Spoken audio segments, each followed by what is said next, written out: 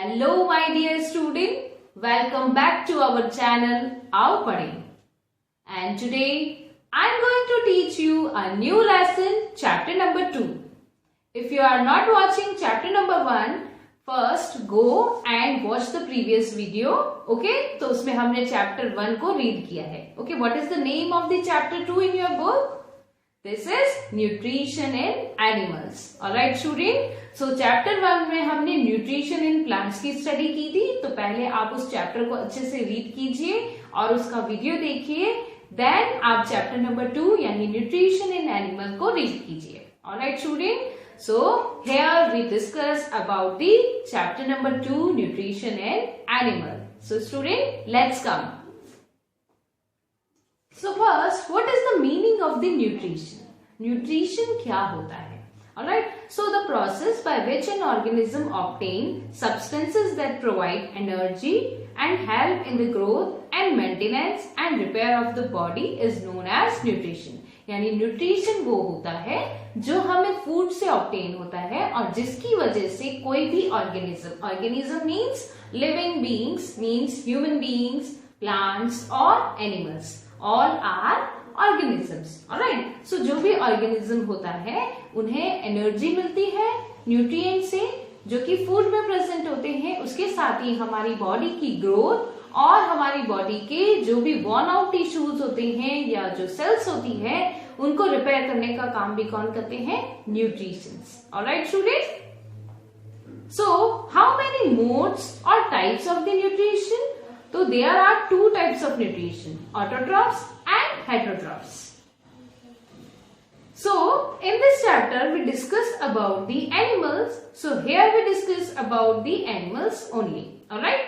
So autotrophs क्या होते हैं वो हमने फर्स्ट चैप्टर में डिस्कस किया है.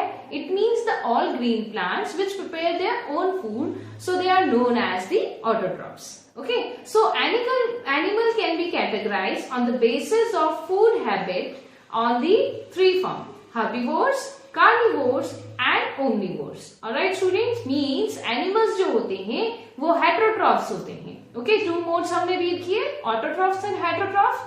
So all plants are the autotrophs and animals which depend on the other animal or plants for their food, they are known as the heterotrophs. तो heterotrophs को हमने 3 कैटेगरीज में डिवाइड किया: herbivores, carnivores and omnivores. Okay, so herbivores means plant eating animal, यानी जो animals herbs को यानी plants को ईट करते हैं as a food. Okay, like cattle, goat, rabbit, deer etcetera are the herbivores. Now carnivores means meat और flesh eater animals because they depend on the other animal for the food, like lion, tiger. Alright, so these are the carnivorous animals. Now omnivores, you all know that the animal that eat both plants and animals as their food is known as omnivorous animals.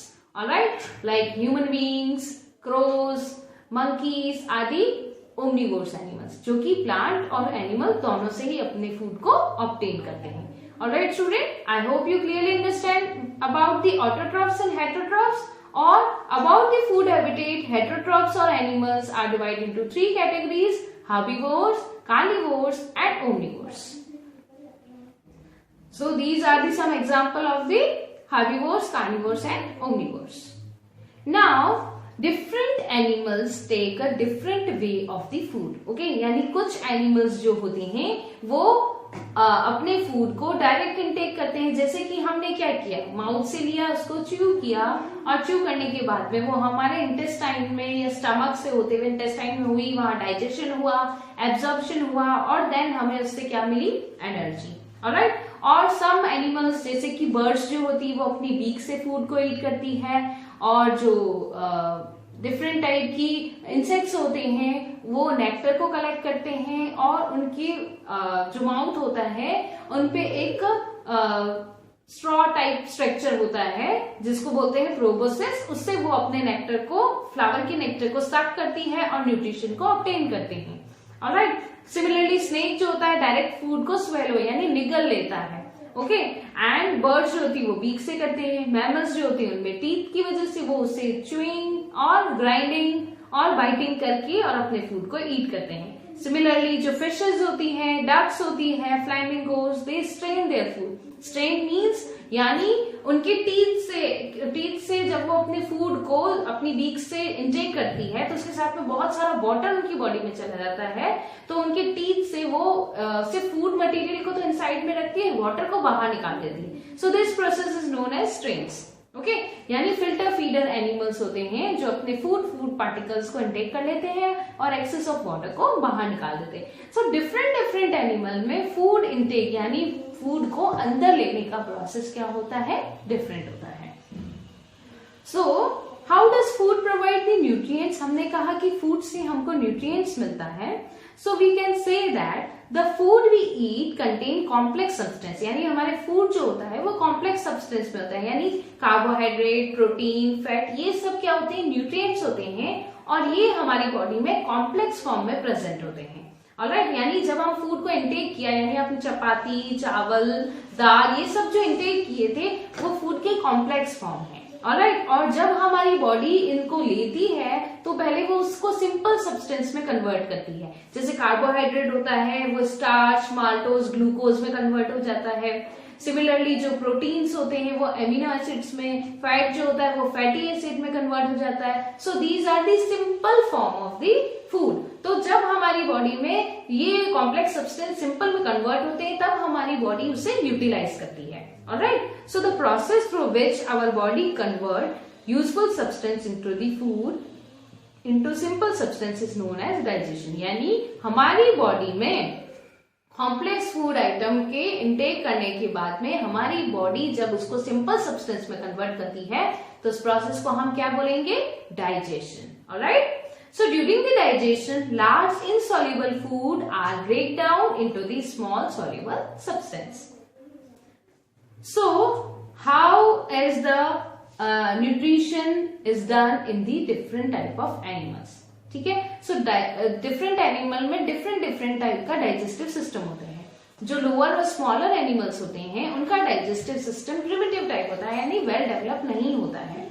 तो इस तरह के animals जो होते हैं वो अपने digestion के लिए सिंपल तरीके से डाइजेशन करते हैं, लेकिन जो बिगर और हायर एनिमल्स होते हैं वो अपने फूड को इंटेक करने के बाद में उस कॉम्प्लेक्स फूड को सिंप्लीफाई करने के लिए उसमें पूरा डाइजेस्टिव सिस्टम प्रेजेंट होता है। ओके, सो ऑल जो ऑर्गेनिजम्स होते हैं उनमें 5 स्टेप्स होते हैं, यानी इंजेक्शन ऑफ फूड यानी फूड को इंटेक करना, देन उसका डाइजेशन, देन एब्जॉर्प्शन, फिर एसिमिलेशन और यूटिलाइजेशन यानी बॉडी में उसको मिक्स करना, एंड देन इजेक्शन यानी बॉडी से वापस बाहर निकालना। So these are the 5 steps of the any of the nutrition in the animals, यानी लोअर एनिमल से लेकर हायर एनिमल में ये एक सिंपल प्रोसेस होता है कि पहले फूड को इंटेक करते हैं, देन डाइजेस्ट होता है, देन एब्जॉर्ब, उसके बाद में उसका एसिमिलेशन एंड लास्ट में उसे बॉडी से इजेक्ट आउट कर दिया जाता है। Alright, Now first we discuss about the nutrition in amoeba, यानी लोअर एनिमल में हम अमीबा के बारे में स्टडी करेंगे। Alright, so the amoeba live in the bottom of the shallow lakes and ponds. Amoeba कहाँ रहते हैं, पॉन्ड्स और लेक्स में। ओके, ये बहुत ही छोटे माइक्रो ऑर्गेनिजम्स यानी प्रोटोजोन और एल्गीज को एज अ फूड इंटेक करते हैं। तो इजेक्शन का जो प्रोसेस होता है वो उनकी बॉडी की सरफेस है, यानी एक फॉल्स फूड बनाते हैं फूड के चारों तरफ में और वो फूड को इंटेक कर लेते हैं, एंगल्फ कर लेते हैं by the process of pseudopodia, यानी जो अपनी बॉडी से एक आउटग्रोथ बाहर निकालते हैं। लुक एट द पिक्चर, अपनी बॉडी के से एक आउटग्रोथ निकालते हैं जिसे हम सूडोपोडिया यानी फॉल्स फूड बोलते हैं। सूडो मीन्स फॉल्स और पोडिया मीन्स फूड, यानी एक आर्टिफिशियल फुट लाइक आउटग्रोथ निकालते हैं और फूड के चारों तरफ एक कवरिंग बना लेते हैं, फूड को इंटेक कर लेते हैं। उसके बाद में एक फूड वैक्यूल बनाते हैं जहाँ फूड का डाइजेशन होता है और डाइजेस्ट होने के बाद में वो पूरी सेल के अंदर एसिमिलेट हो जाता है और बाद में जो वेस्ट प्रोडक्ट होता है उसको अगेन बॉडी की सरफेस से वापस थ्रू आउट कर दिया जाता है। तो वेरी सिंपल प्रोसेस होता है अमीबा में, because this is the smaller animal और इनकी बॉडी यूनिसेलुलर यानी एक सिंगल सेल से बनी होती है। तो एक सिंगल सेल में होती है तो इसमें डाइजेशन, एब्जॉर्प्शन, एसिमिलेशन और इजेक्शन सारा प्रोसेस कौन करती है, एक single cell. Alright, now digestion in the human beings. Okay, so the digestion is the slow process. It take a few hours, यानी बहुत थोड़े घंटे लगते हैं इसको कंप्लीट होने में, बहुत जल्दी से ये प्रोसेस कंप्लीट नहीं होता है। और बहुत सारे ऑर्गन्स इसमें इन्वॉल्व होते हैं, तब एक कंप्लीट डाइजेस्टिव सिस्टम बनता है, जैसे कि mouth, oesophagus, small intestine, large intestine and different type of digestive glands are present in our digestive system, जो हमारे फूड को प्रॉपर डाइजेस्ट करने का वर्क कंप्लीट करता है। Alright, so first we discuss about the mouth. Do you know that the digestion is start from the mouth? Okay, so always remember that this is the question may rise कि where the digestion start। तो हम क्या कहते हैं कि digestion stomach में start होता है। नो, हमारी बॉडी में डाइजेशन कहाँ से स्टार्ट हो जाता है? माउथ से। Alright student, so always remember that the digestion is start from the mouth. Okay, यानी जब हम मुंह के अंदर अपने फूड को इंटेक करते हैं और उसको च्यू करते हैं, तो हमारे माउथ में जो सलाइवा प्रेजेंट होता है, यानी सलाइवरी ग्लैंड्स होती है, वो एक एंजाइम सिक्रीट करती है, एमाइलेज एंजाइम, जिसकी वजह से हमारे फूड में जो कार्बोहाइड्रेट होता है उसका डाइजेशन माउथ से ही स्टार्ट हो जाता है। ठीक है, यानी कार्बोहाइड्रेट जो होता है उसका हाफ डाइजेशन यानी फुल्ली वो सिम्पलेस्ट सब्सटेंस पे कन्वर्ट नहीं होता है, लेकिन एक मिडिल स्टेज में वो डाइजेस्ट होना स्टार्ट हो जाता है। ठीक है, और हमारे फूड जो होता है उसमें सलाइवा जो होती है, सिक्रीट होती है, वो हमारे फूड के साथ में डाइजेस्टिव जूस मिक्स कर देती है, और टंग जो होती है वो हमारे फूड को पूरे माउथ में घुमाने के लिए और सारे पार्टिकल्स को कलेक्ट करने के लिए और हमारे माउथ को क्लीन करने का वर्क करती है, और हमारे फूड को एक बोल लाइक शेप में कन्वर्ट कर देती है, और इजीली वो हमारे बॉडी में आगे की तरफ इनटेक हो जाता है, यानी माउथ में च्यूइंग के बाद में वो बोल में कन्वर्ट हो जाता है, और वो आगे इसोफेगस से होते हुए नीचे कहाँ चला जाता है? स्टमक में। ऑलराइट स्टूडेंट, सो टंग जो होती है एक फ्लैशी मस्कुलर ऑर्गन होता है, जो कि बैक से कैविटी होती है, यानी बक्कल कैविटी, माउथ के अंदर की जो कैविटी होती है उसे हम क्या कहते हैं? Buccal cavity. तो बक्कल कैविटी के पोस्टीरियर पार्ट से टंग जो होती है वो जुड़ी रहती है। ओके, जो कि हमें बोलने में भी हेल्प करती है, और डिफरेंट टाइप की टेस्ट वर्ड्स प्रेजेंट होती है, जिससे हम डिफरेंट टेस्ट को आइडेंटिफाई कर सकते हैं। ओके, यानी हमने मीठा खाया, खट्टा खाया, कड़वा खाया, वो सब हमें आइडेंटिफाई कहाँ से होता है? टीथ पे। ओके, तो फ्रंट में जो होती है वहां पर स्वीट वाली होती है, उसके साइड में सोर वाली टेस्ट होती है, उसके बैक में दोनों तरफ सॉल्टी, और बिल्कुल बैक में हमारे बिटर टेस्ट की टेस्ट बर्ड्स प्रेजेंट होती है। इसीलिए जब भी हम कुछ मीठा खाते हैं तो आगे की तरफ, और अगर हमें कभी मेडिसिन लेनी होती है तो हम उसे कहाँ रखते हैं? पीछे की तरफ, ताकि वो हमें कभी ना लगे। Alright, so taste buds are present on the surface of the tongue. Do you know that highest taste buds present in the which animal tongue? Okay, यानी कौन सा ऐसे एनिमल होता है जिसकी टंग पर सबसे ज्यादा टेस्ट बर्ड्स प्रेजेंट होती है? ओके, तो comment me in the chat box. इसका आंसर मैं आपको वीडियो के लास्ट में दूंगी, so watch my video continuously.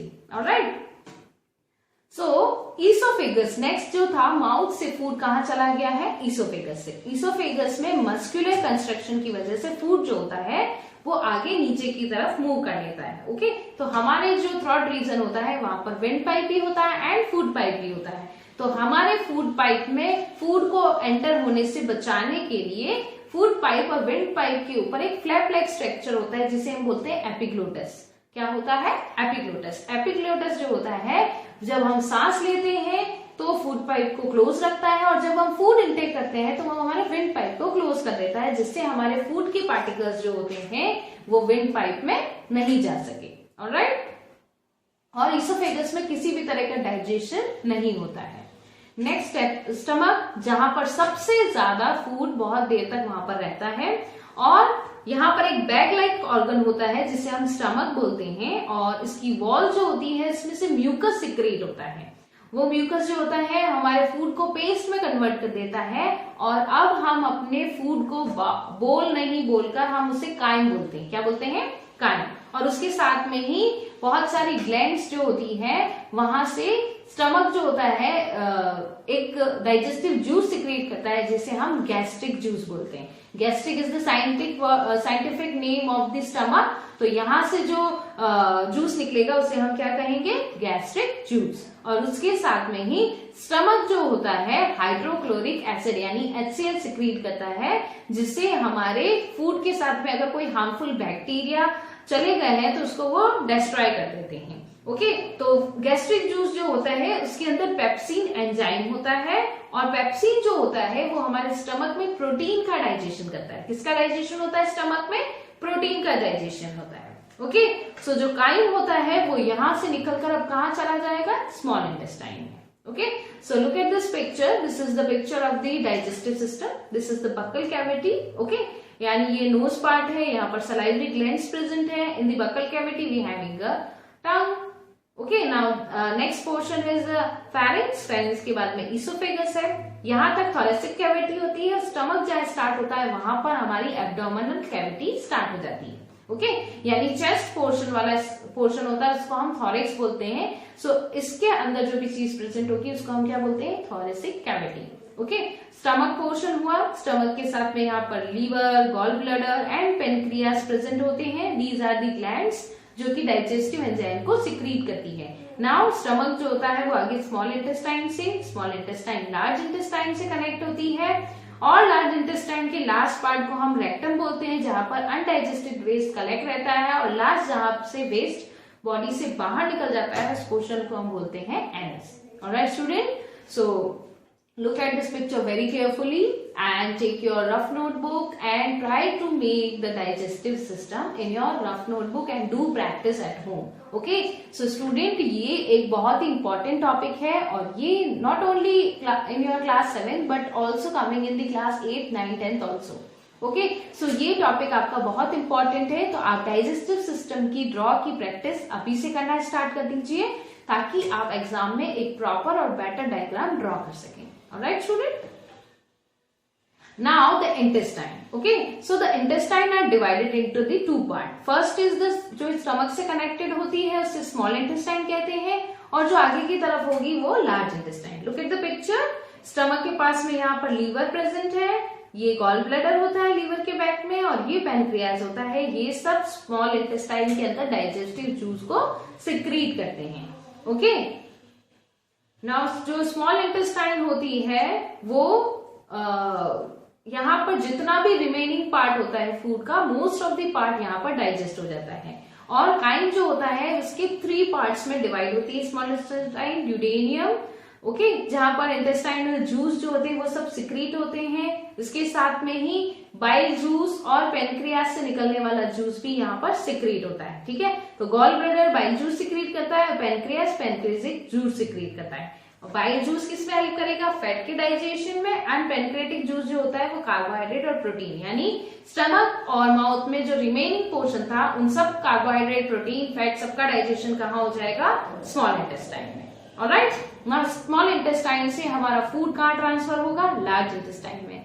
अगर यहाँ पर जो भी और कुछ स्मॉल इंटेस्टाइन में रिमेनिंग रह गया है तो उसका डाइजेशन होता है, but most of the time जितना भी एब्जॉर्प्शन का वर्क होता है वो लार्ज इंटेस्टाइन में कंप्लीट होता है। ओके, और जितना भी वाटर और मिनरल्स होते हैं वो सब भी लार्ज इंटेस्टाइन में एब्जॉर्ब हो जाते हैं। Okay student, do you know that why we call small intestine and large intestine? Small intestine की हाइट जो होती है वो ज्यादा लंबी होती है rather than the large intestine, but हम इसके डायमीटर के अकॉर्डिंग उसे स्मॉल इंटेस्टाइन और लार्ज इंटेस्टाइन बोलते हैं। ओके, वैसे तो स्मॉल इंटेस्टाइन लार्ज इंटेस्टाइन से ज्यादा लंबी होती है, बट डायमीटर में लार्ज इंटेस्टाइन ज्यादा बड़ी होने की वजह से हम उसे स्मॉल इंटेस्टाइन बोलते हैं और दूसरी को लार्ज इंटेस्टाइन बोलते हैं। Alright student, now normally food does not enter the windpipe, so उसके लिए हमें यहाँ पर क्या होता है? फ्लैप लाइक ऑर्गन होता है जिसे हम क्या बोलते हैं? Epiglottis. Remember that. Now the process of digestion, the digestion is carried out by the organized and distinct human digestive system.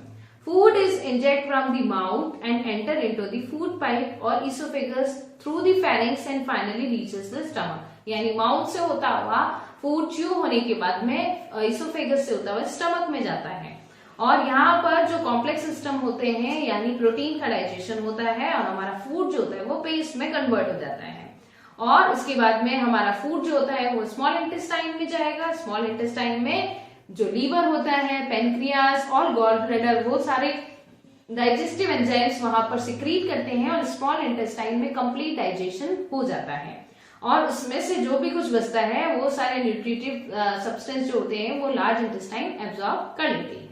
Alright student, और जो वेस्ट प्रोडक्ट होता है वो रेक्टम में आकर स्टोर हो जाता है, और जब रेक्टम फुल हो जाता है तब हम एनस के थ्रू से बॉडी से बाहर निकाल देते हैं। Now the next question, what is the ruminants?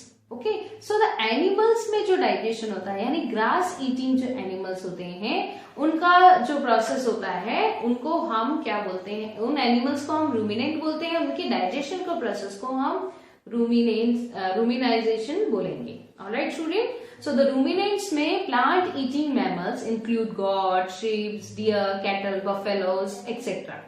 These curd chewing mammals, यानी इन एनिमल में एक स्पेशल कैपेसिटी होती है कि उनमें जो सेल की आउटर वॉल होती है वो सेल्यूलोज की बनी होती है, तो सेल्यूलोज का डाइजेशन बहुत इजीली नहीं होता है, इसलिए वो क्या करते हैं, एक बार तो अपने फूड को फटाफट इनटेक कर लेते हैं, और जब वो फ्री बैठे होते हैं तो आपने कई बार देखा होगा कि काऊ जो होती है अपना माउथ को चलाती रहती है, तो वो अपने फूड को एज अ बोल वापस ऊपर लेके आती है, उसे अच्छे से डाइजेस्ट च्यू करती है, देन अगेन वो उसको ईट करते हैं। तो इस तरह के एनिमल को हम क्या बोलते हैं? कर्ड च्यूइंग एनिमल्स और ruminants. Alright, so those the action of rumination, they fragment the food, regulating and chew their food before the main digestion process. So these type of animals are known as ruminant, यानी जो अपने curd को फिर से chew करते हैं। Alright, so जो plant जो होता है वो ब्रोक डाउन होता है, तो विटामिन, प्रोटीन और अदर ऑर्गेनिक एसिड्स जो होते हैं वो एनिमल्स में एब्जॉर्ब करने के लिए वो फिर से अपने फूड को डाइजेस्ट करते हैं। Okay, so digestion in the grass eating animal और रूमिनेंट्स, तो plants eating animals such as cow, deer, buffaloes quickly swallow their food after chewing it. The swallowed food goes in the chamber called rumen, यानी stomach जो होता है वो 4 chambers में divide होता है, तो वो फर्स्ट पोर्शन यानी रूमन के अंदर कलेक्ट होता है। They bring back the food later into the mouth and chew it again. तो रूमन से फूड जो होता है वापस कहाँ आ जाता है? मुंह में आ जाता है, और वो एनिमल उसे अगेन च्यू करते हैं। इस प्रोसेस को हम क्या बोलते हैं? Rumination. The stomach of the ruminant consists of the 4-chamber rumen, reticulum, omosomes and abosomes. So the swallowing food first enter the rumen, where the microorganism begin the digestion of food. यानी first जो portion होता है Roman, वहां के अंदर food जाता है, और उसमें अगर कोई हार्मफुल बैक्टीरियाज होते हैं तो उसको वो क्या कर देंगे? डेड कर देंगे। ठीक है, तो फर्स्ट 2 चैम्बर जो होते हैं रूमन एंड रेटिकुलम, वहां पर उसमें सलाइवा मिक्स हो चुका होता है और सेपरेटेड लेयर बन जाती है सॉलिड और लिक्विड मटेरियल की। नाउ जो सॉलिड पोर्शन होता है वो कर्व के फॉर्म में बॉडी से वापस बैक आ जाता है माउथ में, और वो उसे स्लोली प्रॉपरली च्यू करते हैं और उन्हें अच्छे से मिक्स करते हैं, च्यू करके अच्छे से उसमें सलाइवा मिक्स करते हैं, और च्यू करने के बाद में अगेन वो ओबोसम में एंटर हो जाता है, यानी फर्स्ट 2 पोर्शन में नहीं जाकर अब वो सीधा स्टमक के 3rd पोर्शन में पहुंच जाता है। वहां पर वो ब्रेक डाउन होते हैं, डिफरेंट एंजाइम्स उसमें मिक्स होते हैं और सिंपल सब्सटेंस में कन्वर्ट हो जाते हैं, और फिर वो एबोसम में एंटर हो जाते हैं। वहां पर हाइड्रोक्लोरिक एसिड प्रेजेंट होता है, डिफरेंट गैस्ट्रिक जूस प्रेजेंट होते हैं, और यहाँ पर अब फूड फुल्ली डाइजेस्ट हो जाता है। नाउ वो स्मॉल इंटेस्टाइन में जाता है, यहाँ पर एब्जॉर्प्शन हो जाता है, और जो लेफ्ट ओवर अनडाइजेस्टेड फूड है उसका भी प्रॉपर डाइजेशन हो जाता है, और देन वो लार्ज इंटेस्टाइन में चला जाता है, और वहां से वो फूड एक्सक्रीट हो जाता है, जो रिमेनिंग अनडाइजेस्टेड फूड होता है वो बॉडी से बाहर निकल जाता है। So grass is rich in the cellulose and we human can not eat it, इसी वजह से हम उसका डाइजेशन नहीं कर सकते हैं। Alright, so this is the picture of the ruminant. Okay students, so look at this picture very carefully. This is the grass eating animal, this is the stomach portion which is divided into the 4 different parts. This is the small intestine, and last is the large intestine. All right, so where we get how we get the energy from the digested food. अब हमने कहा कि digestion का process तो हमारी body में complete हो चुका है, बट आफ्टर डाइजेशन हमारा फूड से हमें कैसे न्यूट्रिशन मिलता है या एनर्जी कैसे मिलती है।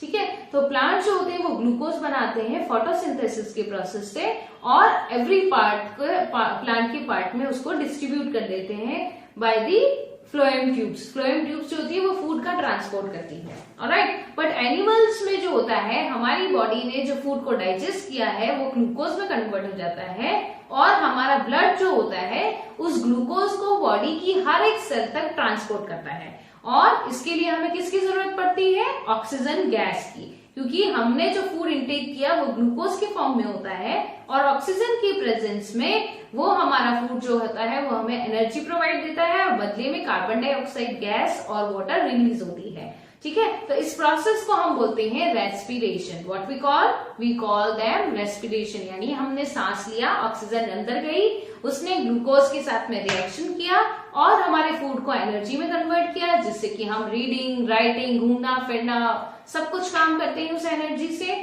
और साथ में कौन सी गैस रिलीज होती है? कार्बन डाइऑक्साइड, जो कि हमारे नोस्ट्रिल के थ्रू वापस बाहर निकल जाती है और वाटर जो होता है as a waste product body से बाहर निकल जाता है।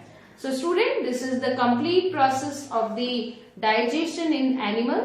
I hope you clearly understand this topic very well. So read this chapter from your book. Okay? So आप चाहे कोई भी स्कूल में पढ़ते हो, आप सबका चैप्टर सिमिलर ही होता है, तो आप उस चैप्टर को अच्छे से रीड कीजिए, अच्छे से चैप्टर को देखिए और इस वीडियो में आप वीडियो पॉज करके आप अपने इंपॉर्टेंट नोट्स को भी नोट डाउन कर सकते हैं and also do the practice of digestive system. This is the very important chapter for your future classes also.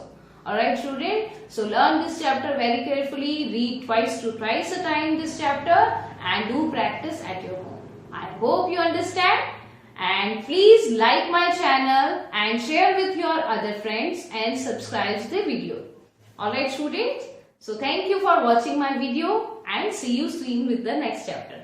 Thank you.